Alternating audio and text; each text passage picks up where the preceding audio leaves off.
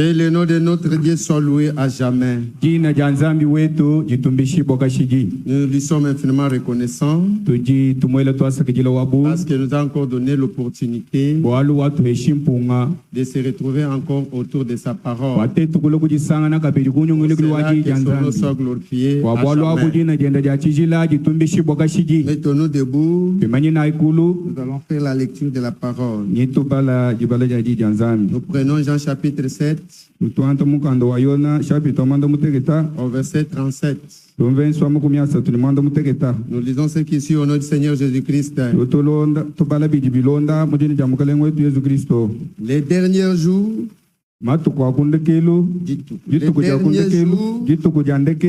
les grands jours de la fête, Jésus se tenant debout, s'écria, si quelqu'un a soif, qu'il vienne à moi et qu'il boive. Celui qui croit à moi, de fleuves d'eau vive couleront de son sein. Comme dit l'Écriture.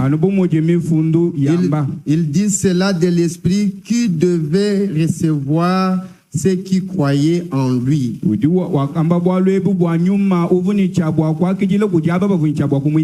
Car l'Esprit n'était pas encore, parce que Jésus n'avait pas encore été glorifié.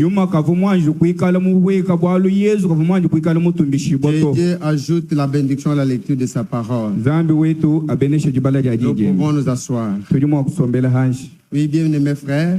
Dans l'Ancien Testament, Dieu avait déjà prédit en Joël chapitre 2 au verset 28 que je répandrai de mon esprit sur toute chair. Vos fils et vos filles prophétiseront.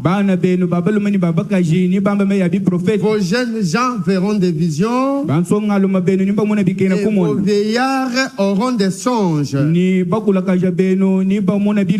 En Jean chapitre 14, au verset 16, le Seigneur dit ceci: je prierai le Père afin qu'il vous envoie un autre consolateur, afin qu'il demeure éternellement avec vous. C'est l'esprit de vérité que le monde ne connaît pas, que le monde ne peut recevoir, car il ne les voit pas. Mais vous, vous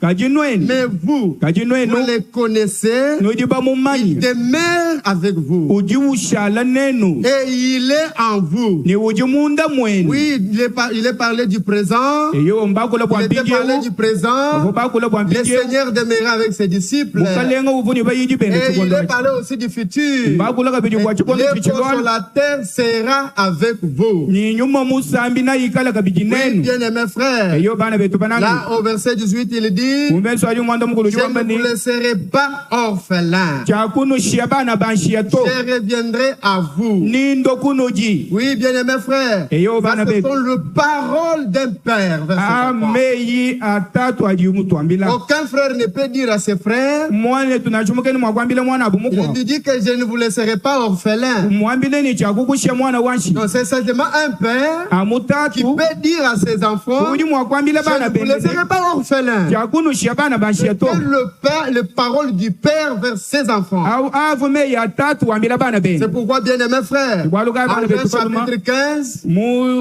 Jean chapitre 15, au verset 26, il dit ceci: quand sera venu le consolateur,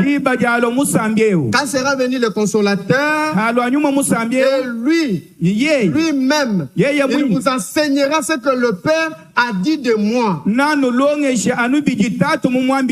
donnera que le témoignage de moi-même.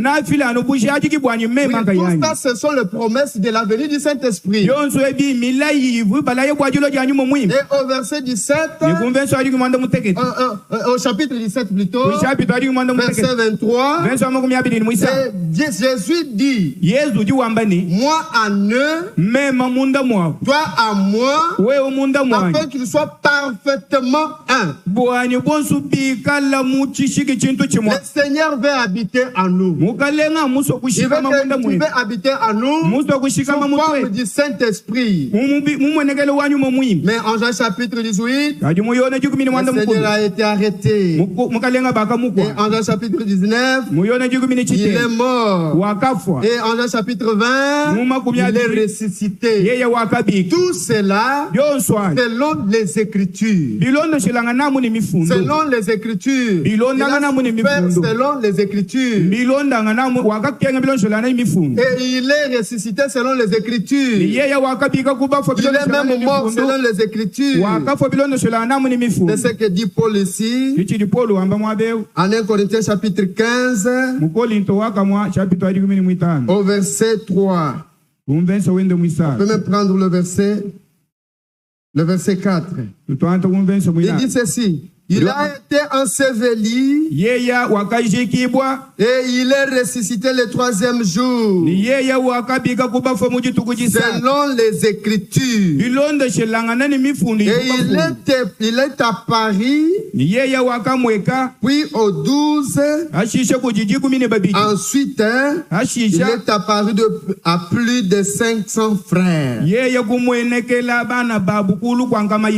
Tout ce qui s'était passé avec le Seigneur, c'était selon les Écritures. Bien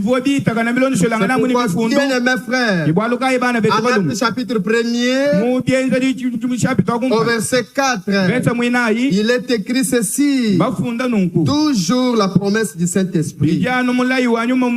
En Actes chapitre 1er, au verset 4. Il dit ceci: comme il s'est trouvé avec eux, il leur recommanda de ne pas s'éloigner de Jérusalem, mais d'entendre ce que le Père avait promis, ce que je vous ai annoncé. L'air dit-il. Oui, bien-aimés frères, c'était la promesse du Seigneur. Après sa résurrection, il a dit à ses disciples: ne vous éloignez pas de Jérusalem. Ne sortez pas en Jérusalem. Oui, bien-aimés frères, la même chose aujourd'hui. Si vous voulez être baptisé du Saint-Esprit, restez dans la parole. Restez dans la parole. C'est ça la condition primordiale. La condition primordiale, la première condition que la parole nous donne, d'être dans sa parole. Et au chapitre 2, au premier verset, et les jours de la Pentecôte, ils étaient tous ensemble dans le même lieu. Et tout à coup, il vint du ciel un bruit, comme celui d'un vent impétueux, et il remplit toute la maison où ils étaient assis. C'était ça l'accomplissement de Joël chapitre 2.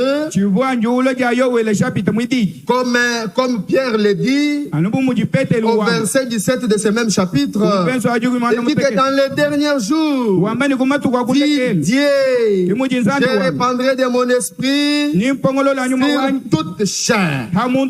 Oui, bien aimé, ce jour-là, cette promesse avait eu lieu. Et de la même façon aussi, dans le dernier jour, le Seigneur veut faire la même chose. Dans le dernier réunion, Oui, bien-aimé, il va encore habiter parmi nous sous forme du Saint-Esprit. C'est pourquoi, bien-aimé, le Saint-Esprit n'est pas une idée. Ah, vous êtes en train de comparer quelque chose comme ça. C'est une fiction.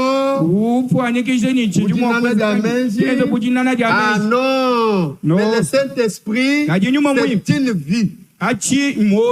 C'est une vie qui a été transmise. La vie qui est en Jésus-Christ, ce jour-là, cette vie-là a été transmise sur les apôtres. Oui, bien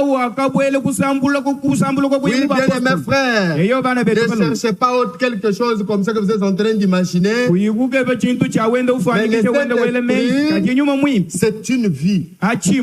Vous devez avoir la vie qui est en Christ. La vie de la parole de Dieu. Oui, que nous servira-t-il de venir prêcher et que si nous n'avons pas la vie de Jésus-Christ, ça nous servira à quoi de venir à l'église mais si nous n'avons pas la vie de Christ? C'est pourquoi, bien aimés frères, nous devons venir et avoir aussi la vie de Jésus-Christ. La vie de la parole. C'est pourquoi nous pouvons dire sans cesse que nous croyons comme dit l'Écriture. Nous croyons comme dit l'Écriture. Oui,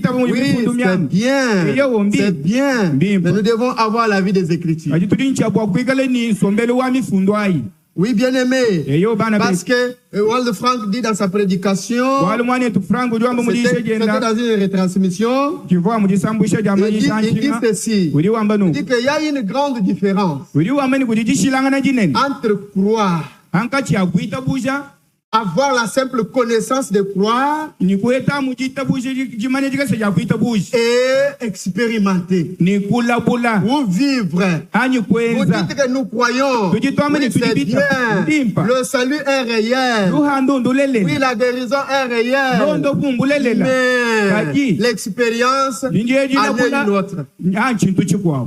Vous devez expérimenter ça. Pas seulement avoir la simple connaissance sur la guérison, ou avoir la connaissance sur le Saint-Esprit, mais nous devons expérimenter le Saint-Esprit. C'est pourquoi, bien aimés frères, à cela, il faut que les Écritures quittent le fait, deviennent la vie, deviennent la vie des enfants de Dieu. Et que nous nous contentions pas seulement des prédications. Oh, on a bien prêché. Oh, en tout cas, c'est un bon prédicateur. Mais nous devons vivre la prédication.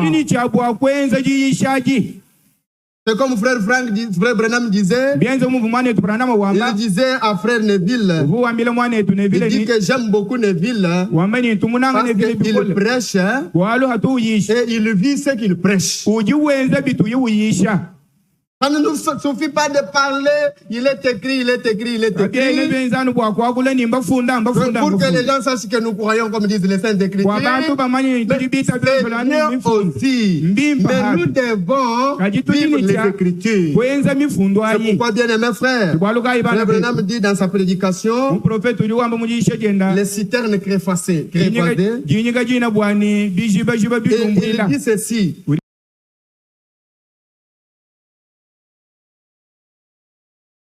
Saint-Esprit. C'est le Saint-Esprit qui vient donner la vie aux lettres. Si vous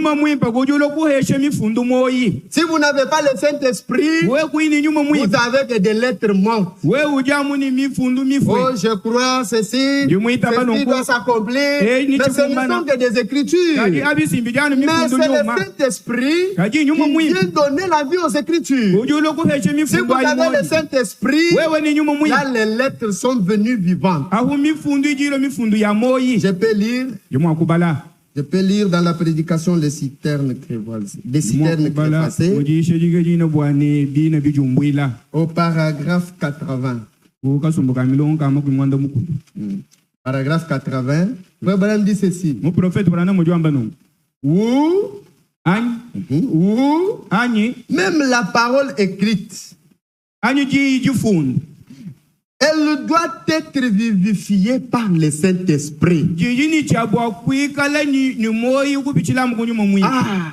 La parole écrite là, qui est dans les Saintes Écritures, que vous dites que nous croyons selon les Saintes Écritures, il dit que cette parole-là doit être vivifiée par le Saint-Esprit. Peu importe combien vous avez de théologie, elle reste lettre morte. Je pourrais avoir une poignée de grains de blé et que ce blé n'entrera pas dans le processus qui lui permet d'être vivifié. Il ne vivra pas. Vous pouvez avoir un doctorat en philosophie, en droit, tout ce que vous voulez. Mais tant que le Saint-Esprit ne vient pas vivifier cela en vous, par une expérience personnelle avec Dieu, le blé ne sert à rien. Et tout ce que vous avez appris est en vain. Oui, bien-aimé, tu peux nous citer 80 versets bibliques dans une même prédication, même 200 versets. Cela n'a pas de problème. Mais nous voulons avoir la vie. Nous voulons voir la vie. C'est pourquoi, bien-aimé frère, même l'apôtre Paul pouvait le dire ici, en 2 Corinthiens chapitre 3. Verset 4. Je suis 2 Corinthiens chapitre 3 au verset 3. Il dit ceci: vous êtes manifestement une lettre de Christ, écrite par notre ministère, non avec de l'encre, mais avec l'Esprit du Dieu vivant, non sur des tables de pierre, mais sur des tables de chair, sur le cœur. C'est pourquoi, bien aimé frère, nous n'allons pas seulement nous limiter aux Écritures, mais nous devons quitter aux Écritures au baptême du Saint-Esprit pour que les Écritures soient vivifiées, pour que les Écritures se laissent voir en nous. C'est pourquoi ici, là où nous avons lu en Jean chapitre 7, le Seigneur dit ceci. Il dit que c'était un grand jour. C'était le jour de la fête. Et Jésus s'était là. Et il cria d'une voix forte. Oui, bien mes frères, même dans notre temps ici, Jésus se tient aussi ici. Il crie aussi dans sa parole, au travers sa parole. Il crie d'une voix forte. Et il dit, il frappe à la porte et il dit, ouvre-moi et j'entrerai chez toi. Il veut entrer. C'est comme dit l'Apocalypse chapitre 3. Apocalypse chapitre 3 au verset 20. Il dit ceci: voici, je me tiens à la porte et je frappe. Si quelqu'un entend ma voix et ouvre la porte, j'entrerai chez lui et je souperai avec lui et lui avec moi. C'est ce que le Seigneur veut aussi ce soir. Il frappe à la porte de ton cœur.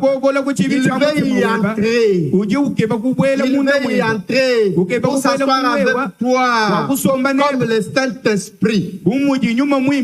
comme la parole de Dieu, il veut habiter en toi. Ne reste pas seulement, il est écrit, il est écrit. Mais non, tu dois expérimenter. Tu dois expérimenter la nouvelle naissance. S'il y a une écriture qui parle de la nouvelle naissance, tu dois expérimenter cette écriture-là. S'il y a une écriture qui parle du baptême du Saint-Esprit, tu dois expérimenter ça. S'il y a une écriture qui parle du renouveau, tu dois expérimenter. C'est pourquoi le Seigneur dit, là où nous avons lu, il dit, si quelqu'un a soif, et qu'il vienne. Qu'il vienne. Le processus de réception du Saint-Esprit. Le processus de réception du Saint-Esprit. Si quelqu'un a soif, si tu as soif du Saint-Esprit, il viendra, il le recevra. Mais si tu n'as pas soif, ça serait difficile. Bien, mes frères, nous devons avoir soif. Il donne une condition. Il donne une condition. Si quelqu'un a soif, c'est une condition. Uniquement à celui qui a soif. Si toi tu n'as pas soif, ça serait difficile pour toi. C'est pourquoi il dit en Apocalypse chapitre 22, au verset 17, il dit ceci. Il dit au verset 17, et l'esprit et l'épouse disent, viens, et que celui qui entend dise, viens. Et la dernière partie, il dit, que celui qui a soif, vienne. Que celui qui a soif, vienne. Que celui qui veut, prennent de l'eau de la vie gratuitement. On s'adresse uniquement à celui qui a soif. Si tu as soif, là le Seigneur te donnera de l'eau. Il te donnera de cet esprit. Maintenant la question se pose ce soir. De quoi as-tu soif? De quoi as-tu soif? De quoi as-tu soif? Quand tu as seulement le soif de l'argent, tu as besoin d'avoir 30 ou 40 parcelles, tu as besoin d'avoir ceci et cela, mais tu n'as pas besoin, tu n'as pas soif de cet esprit. Tu n'as pas soif. Mais le Seigneur dit, dans le sermon sur la montagne, dans Matthieu chapitre 5, au verset 6, il dit que heureux ceux qui ont soif et faim de la justice, car ils seront rassasiés. Si tu as soif, tu seras rassasié. Si tu as soif du Saint-Esprit, tu le recevras. C'est pourquoi, bien aimés frères, même en Ésaïe chapitre 55, le Seigneur pouvait dire ce que nous venons de dire ici. Ésaïe 55 au premier verset, nous pouvons lire, c'est très important. Ésaïe 55. Il dit ceci.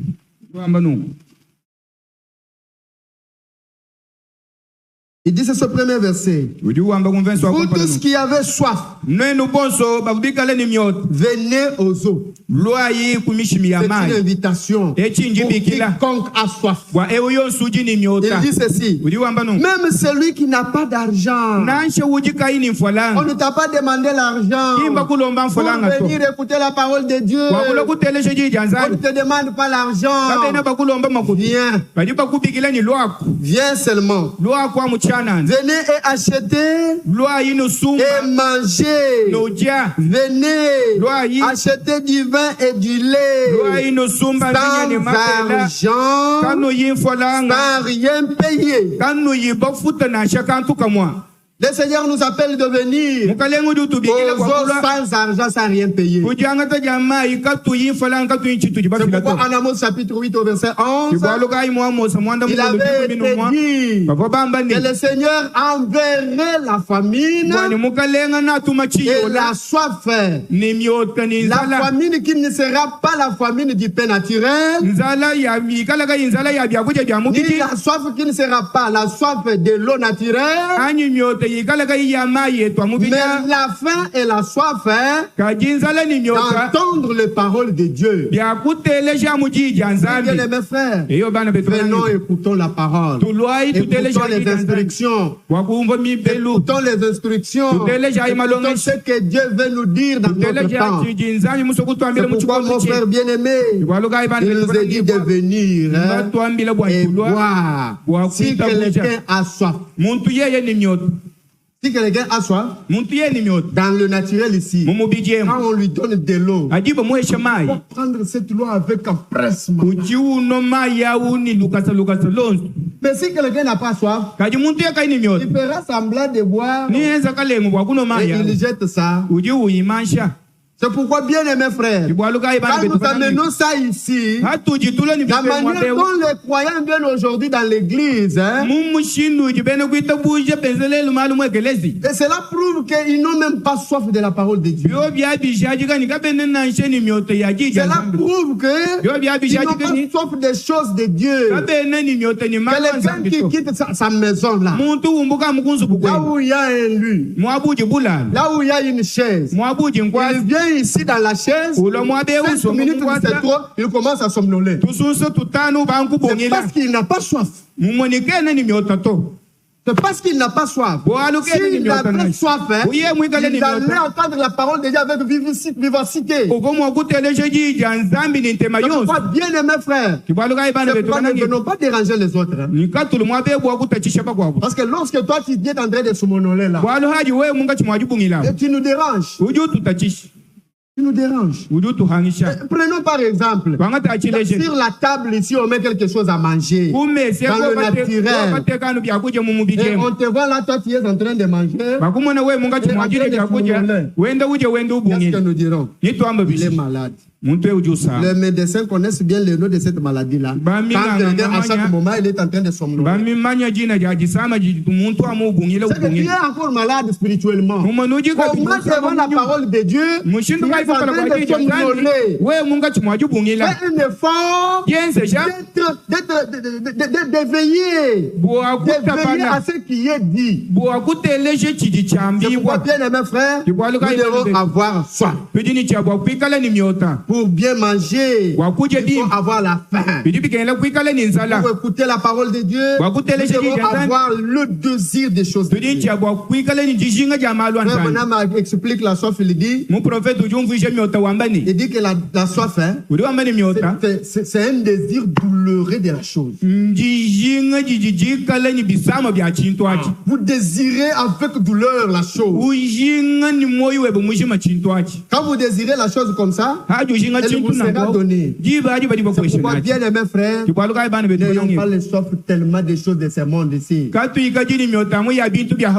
la parole de Dieu continue. Et Jésus dit, si quelqu'un a soif, qu'il boive. Oui, il est l'eau. Il est l'eau qui étanche notre soif. Oui.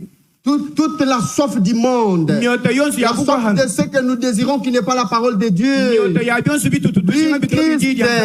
Christ, qui est la parole, il est là pour étancher notre soif. C'est pourquoi il a dit à la femme au puits, la femme, la Samaritaine, et je suis au verset 10, chapitre 4 de Jean. Et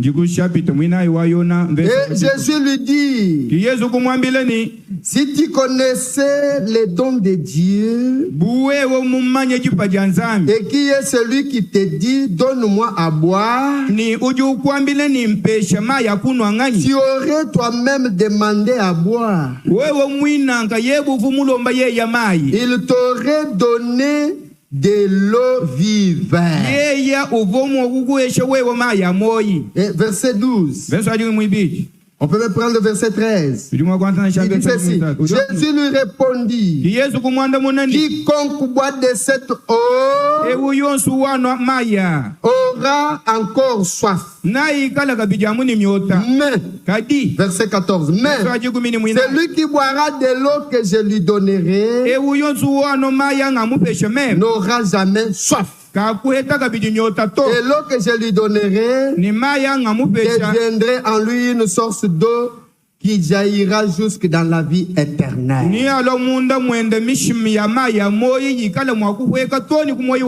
La parole de Dieu est une eau qui étanche notre soif. Ça étanche le soif du monde. Ça étanche le soif de l'adultère. Ça étanche le soif des envies. Des convoitises. Et la parole de Dieu, c'est une eau qui étanche même le soif des critiques. La parole de Dieu est une eau qui étanche même la soif de médisance pour le portage. Pour le portage. RFI. La radio RFI. Il transmet toujours les informations. Tu sais ce qu'il a fait? Tu sais ce qu'il a fait? Maman RFI et papa RFI. C'est ça ton travail ici. De transmettre des choses, même le mal de tes frères. Mais la parole, qu'est-ce que la parole nous dit? Si ton frère a péché, si ton frère a fait quelque chose, va. Toi-même, vois avec lui. Parlez-vous d'eux. Mais si tu n'as pas la force de lui parler, il y a une deuxième procédure. Va à genoux. Va à genoux. Prie pour ton frère. Parce que celui qui l'a attrapé là, c'est le diable.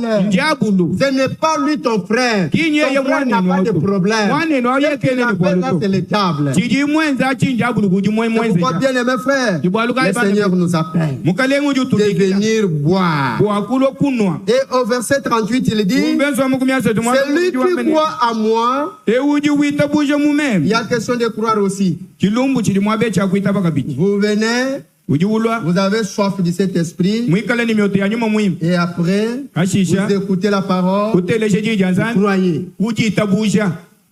Si peut-être jusqu'à présent, et que vous ne vivez pas les saintes écritures en vous,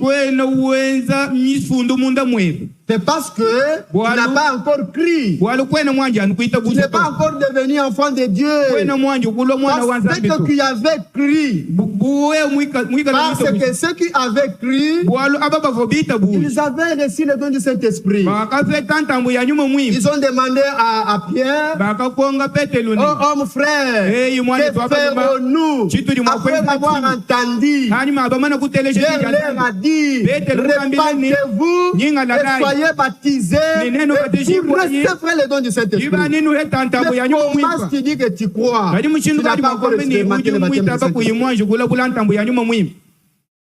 Tu es capable de connaître toutes les dettes et toutes les choses qui se passent dans le monde. Mais tu es incapable de découvrir si tu as le Saint-Esprit ou pas. Je vais te donner quelque chose. Un jour, cherche un jour, on va voir le berger. Comment je peux recevoir le Saint-Esprit? Comment je peux savoir que j'ai le Saint-Esprit?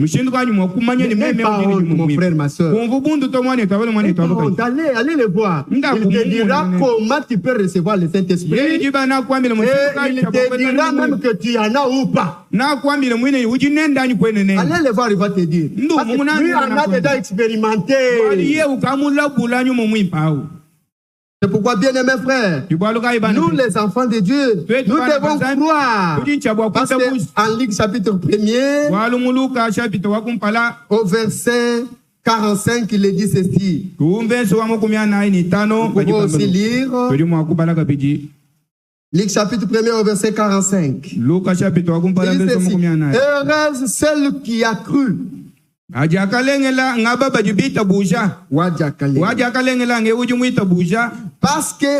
Parce que les choses qui lui ont été dites de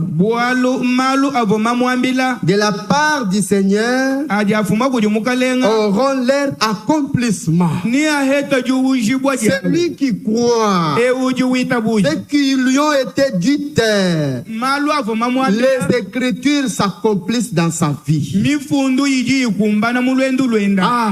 Les Écritures s'accomplissent, bien aimés. C'est pourquoi Jésus pouvait dire à Marthe,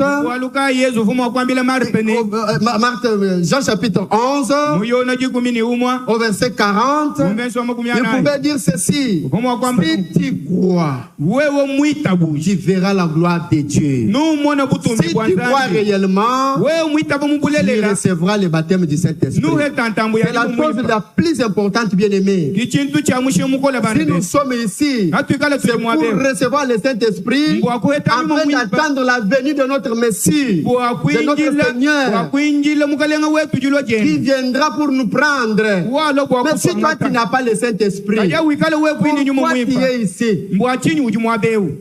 Pourquoi tu es ici? Tu dois expérimenter le baptême du Saint-Esprit. Ici, nous ne sommes pas venus pour avoir l'argent. D'ailleurs, le monde a beaucoup d'argent de plus qu'ici. Ils en ont dans la politique et partout là. Si vous voulez aller chercher l'argent, ça y est là-bas. Ça y est dans le monde là. Mais si nous sommes venus ici, c'est pour le ciel. Si, ce n'est même pas pour la vie éternelle. La vie éternelle, elle est aussi dans les dénominationnels là-bas. Mais nous sommes venus ici pour la préparation de l'enlèvement. La vie éternelle, nous en avons déjà. Lorsque nous avons cru au Seigneur Jésus-Christ, la vie éternelle, nous en avons. Mais nous sommes là. Cela n'exclut pas qu'on peut prêcher la vie éternelle aux gens qui n'ont pas encore crié. Ne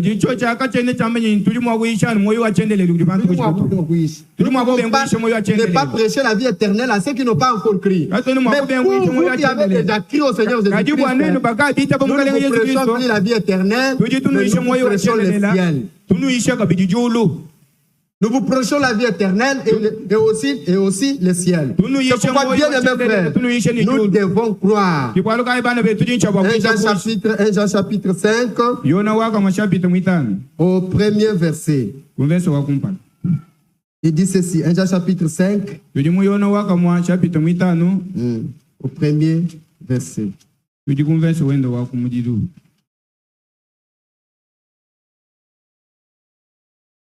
1 Pierre, 1 Jean. Ok, je suis déjà là. Il dit ceci: quiconque croit que Jésus est Christ est né de Dieu.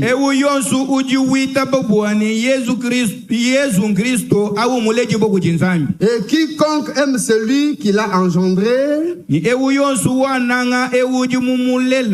aussi celui qui est né de lui. Bien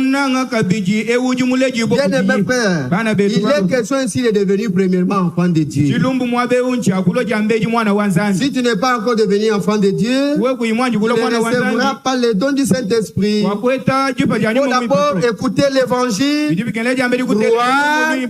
devenir enfant de Dieu. Alors le Seigneur lui-même nous donnera de son sceau. C'est pourquoi, frère bien-aimé, il continue, il dit: des fleuves d'eau vivent couleront dans son sein. Oui, bien-aimé, pour que les fleuves d'eau coulent dans ton sein, tu dois d'abord premièrement recevoir le Saint-Esprit. Oui, comme nous avons dit dimanche, que les fleuves des eaux vives, ce sont les bénédictions célestes. C'est le fruit de l'Esprit, c'est les 9 dons, ce sont le ministère, tout ça sont les bénédictions, le fleuve les fleuves d'eau vive. Pour que ces choses se manifestent, nous devons d'abord être baptisés du Saint-Esprit. Parce que la semence qui est à nous, c'est la parole de Dieu. Elle fera naître ces choses. C'est pourquoi, bien aimés frères, cherchons le Saint-Esprit. Pour que ces choses viennent d'elles-mêmes. Ça ne sera pas ces choses que toi-même tu vas former. Parce que toi-même tu es rentré dans le Saint-Esprit. Ces choses se produiront elles-mêmes. Tu feras ces expériences. Ces expériences deviendront une habitude. Elles deviendront elles-mêmes. Parce que tu es baptisé du Saint-Esprit. C'est pourquoi, bien aimés frères, si réellement nous croyons, comme dit l'Écriture, ces choses doivent être manifestes. Ces choses doivent être manifestes. Oui, bien aimés frères et sœurs, c'est pourquoi, dans peu de minutes ici, il nous reste 5 minutes, on est presque à la fin. Mais pourquoi? Si nous avons crié, comme dit l'Écriture, ces choses ne se manifestent pas au milieu de nous. La bonne parole, nous en avons, nous avons de vrais ministres, nous avons de vrais gens au milieu de nous. Mais pourquoi ces choses ne se manifestent-elles pas? C'est comme nous avons déjà lu, la première des choses, dans le cœur des enfants de Dieu, il n'y a pas le soif de ces choses-là. Il n'y a pas de soif du Saint-Esprit. Les gens se donnent plus aux choses de la chair. Il peut faire des choses de la chair du matin au soir. Il ne se souvient même pas pour prier. Comme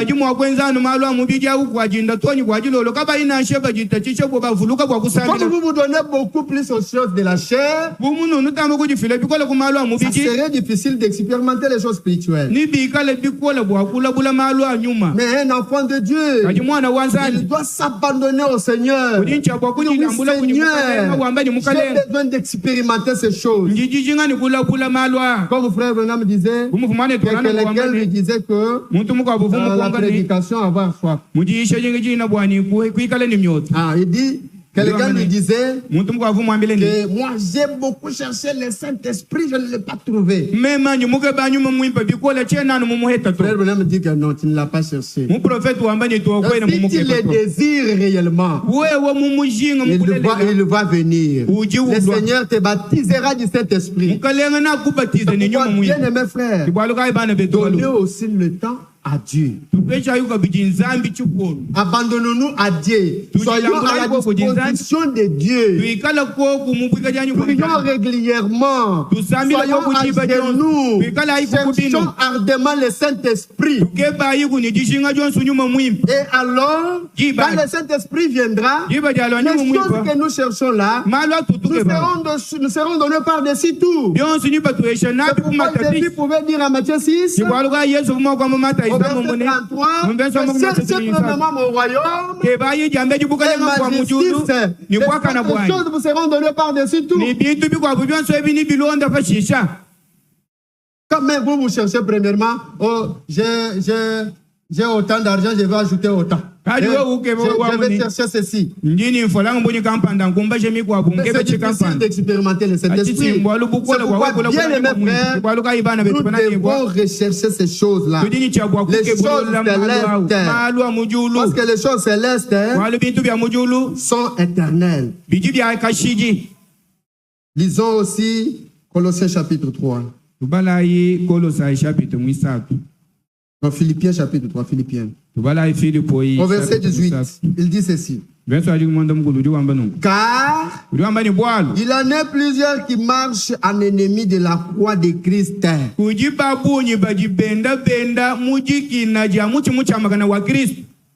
Je vous en ai souvent parlé et j'en parle maintenant encore en pleurant. Leur fin sera la perdition. Ils ont pour Dieu leur ventre. Et ils mettent leur gloire dans ce qui fait leur honte. Là où il y avait notre problème, il dit ceci: il n'est pas qu'aux choses de la terre. Lorsque nous pensons trop aux choses de la chair, les choses de la terre ici, que j'ai autant de pièces, que j'ai autant de robes, autant de souliers, autant de vestes, ces choses-là ne sont pas mauvaises. Mais ça ne doit pas être notre préoccupation. Notre première préoccupation, non. Ces choses-là viendront après. Mais la première des choses pour les enfants de Dieu, c'est le royaume de Dieu. Et